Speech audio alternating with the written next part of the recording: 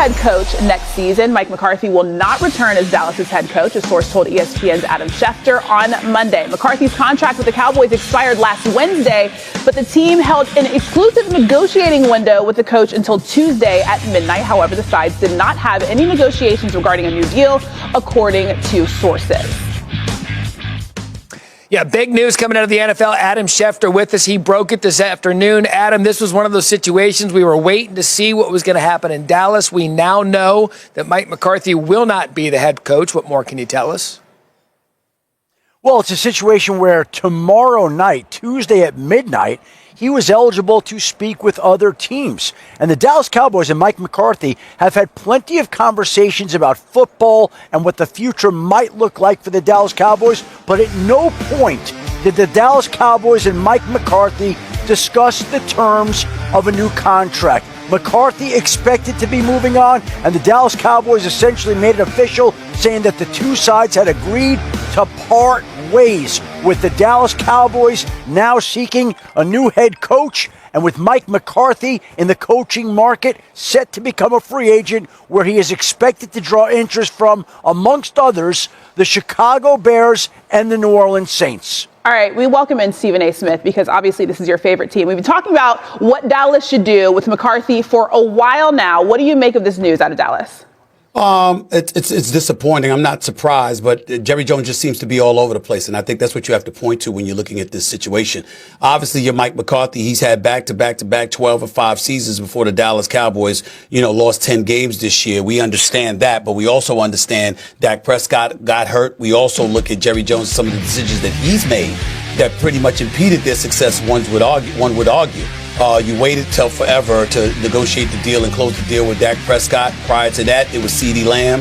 Had you done the work earlier, you would have been in a situation where you could have positioned yourself to have more money to go out there and, dare I say, get a Derrick Henry who wanted to be there, who lives in Dallas in the off season, who basically said for the record that he wanted to be a Dallas Cowboy, but they never even gave him a phone call. So you look at things like that and you just say to yourself, Jerry Jones seems to be all over the place right now. I don't believe that Mike McCarthy is the greatest coach in the world, but he is a Super Bowl champion. He is right when he says that. He is right when he said he won a title in this building. He is right when he says that he's accustomed to winning football games because he certainly won more than he has lost. And if you're Jerry Jones, waiting for stuff to get down to the last minute like this really was unnecessary, but nevertheless, they steal headlines, and that's what Jerry Jones is an expert at doing.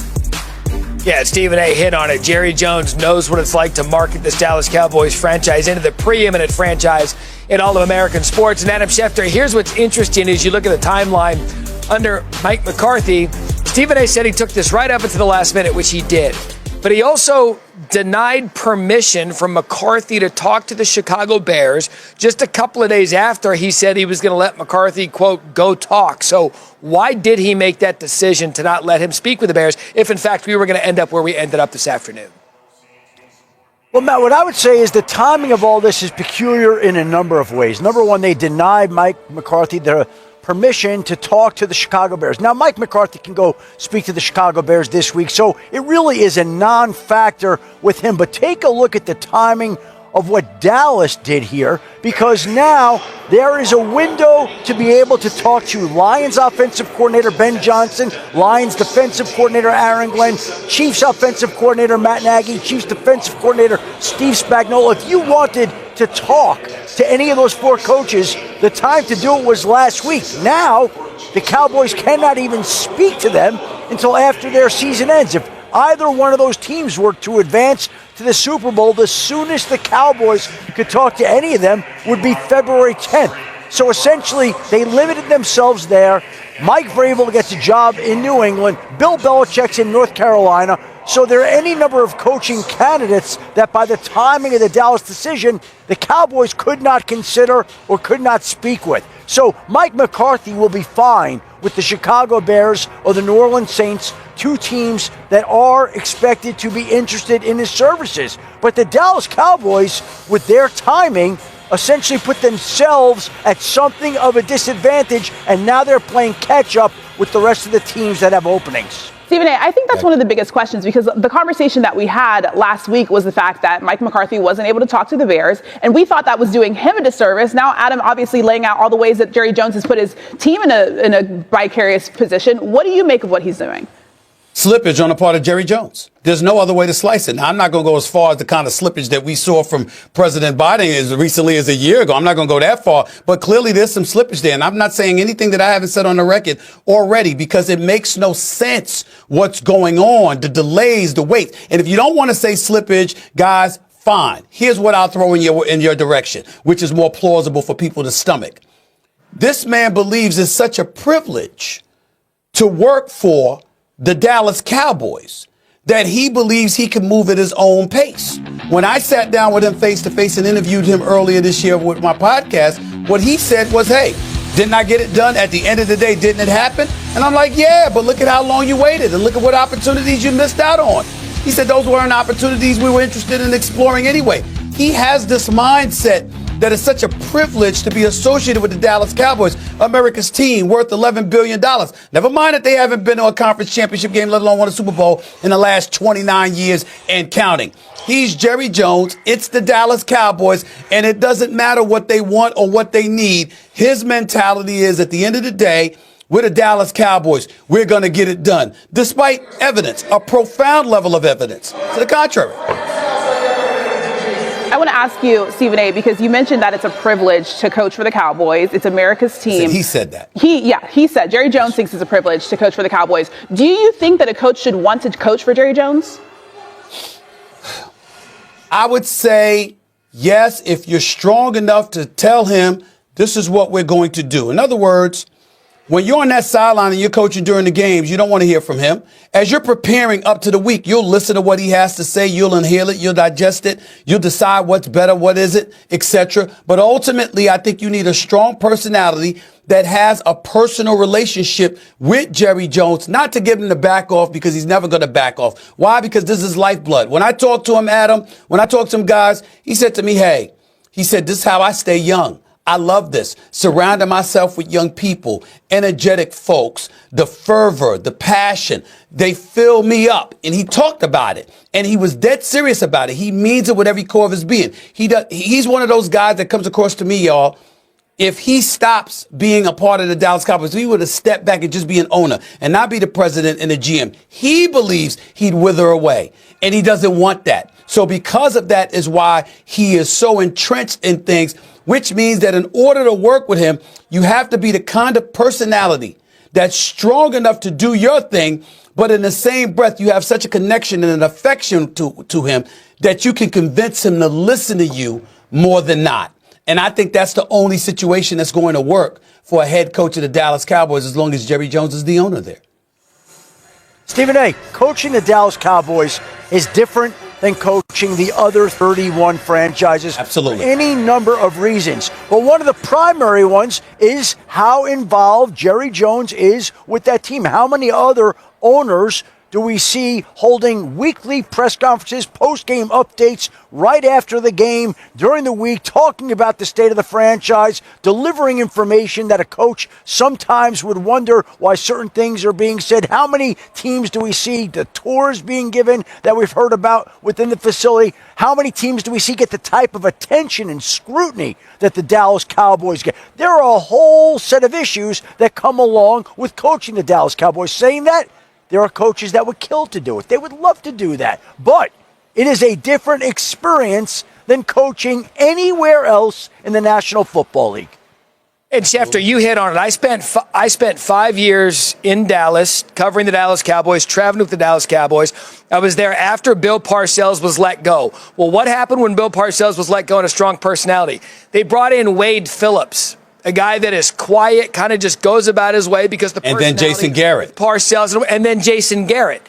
And so, to your point, as we pivot now to the coaching, it takes a different type of personality because Bill Parcells was too much. Wade Phillips wasn't enough. Jason Garrett seemed to be right down the middle. So Adam Schefter, I could give you 10 names that I think fit the bill for the Dallas Cowboys, at least what Jerry Jones thinks is good. What are you hearing about potential candidates for the Cowboys and who might fit this role? Give me 10 names, Matt. Go ahead. We'll shoot them down and we'll prop them up. What do you think? Because I only got one. I only got one. I could. Wait, who's your one name, Stephen A? Wait, hold on. Stephen A., who's your one name? Prime-time Deion Sanders. No! Stephen A., that's the one thing that wouldn't work. No. Because Deion wants to be the star. Jerry wants to be the star. Hey, stop right there. Stop right there. Stop right there. Let me pause you. Deion doesn't want to be the star. He is. There's a difference. He is. He walks into it. He doesn't have to be. He doesn't have to pursue it. He doesn't have to crave it.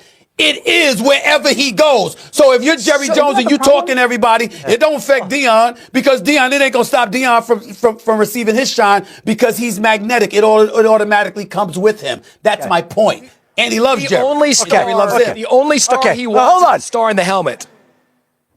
Okay. Deion Sanders, I think, is staying in Colorado and wouldn't be interested in coming to the NFL unless he were somehow matched with his son Shador. And Shador's not going to Dallas. So, Matt, let's go into your suggestions. Who do you got? You know who I honestly think he'll be enamored by? I think he'd be enamored by a coach like Lincoln Riley, another coach like Steve Sarkisian at Texas, and I can see him being really enamored by Cliff Kingsbury, offensive coordinator in Washington. Hold on, wait a minute. You're giving the names you think would be good. We're talking about who plausibly, the best situation for dealing with Jerry. Lincoln Riley, please, learn to win at USC. Get that out the way, okay? Don't bring him up. Steve Sarkisian, it's nice to see you in the college football playoffs, all right? But damn it, you got to win something first. You ain't Nick Saban, so we got to throw that out the way. I would tell you, I'll give you one more name. Deion for the name I read, for the reason I already gave you. Hey, who's to say Bill Belichick has to honor his agreement with North Carolina? Leave. He's not leaving. He's not leaving. Hold on. I know that. Hold on. I know that. He's not. I'm saying, okay. And by the way, and Matt and Stephen A., the last name that Matt said was Cliff Kingsbury. And this, again, I think points out a little bit of the way that things work in Dallas. You're bringing up, Matt, the offensive coordinator of the Washington Commanders. Who's the head coach of the Washington Commanders? Dan Quinn. Who was in Dallas last year, at the end of the last year, and basically was waiting to see if he would have a head coaching opportunity in Dallas, which decided to keep McCarthy or let Dan Quinn go. So they let Dan Quinn go to Washington to establish his culture there, and then a year later move on from Mike McCarthy when Dan Quinn would be an ideal candidate, and you let him walk out the door a year ago. Well, wait a minute. What about the year before when they let Kellen Moore walk out the door to go to the Chargers before he ends up in Philadelphia this past year? And why did that happen? Well, they could go hire him. They could go hire him now. That's what I said. That's what I'm saying. All right, fine. That's what I'm saying. But Mike McCarthy, what did he do? Hey, listen, I think, we got a high-powered offense, number 2 ranked offense in the National Football League. But you know what? We could run the ball. We could run the ball more. We're throwing the ball entirely too much. We're endangering Dak Prescott. He should go. Let me call the plays. Jerry Jones obliges. He capitulates to that. What does Mike McCarthy do? Same damn thing Kellen Moore did. You see, this is the kind of stuff that you got to pay attention to as well. You can't ignore that. Kellen Moore's out there again. You bring up Dan Quinn, and he left. I get all of that. But in the end, you either need a personality that ain't affected by the shine that Jerry Jones wants and is in pursuit of, or you got a guy total opposite that doesn't give a damn about what Jerry Jones does. As long as he gets to coach the team, he doesn't even want to talk to the media. That's the only reason I brought up Bill Belichick, who, by the way, has $1 million buyout, if I remember correctly, after 1 year at North Carolina. He's sure planning on staying there. Yeah, in the summer. He's sure planning on staying there long term. Brought his son there and everything. Oh, he's planning on staying there. Oh, he's going to be a Tar Heel for life. Stop it. We know better. We know better. All right, we'll see what happens in Dallas. Stephen A., great to have you on.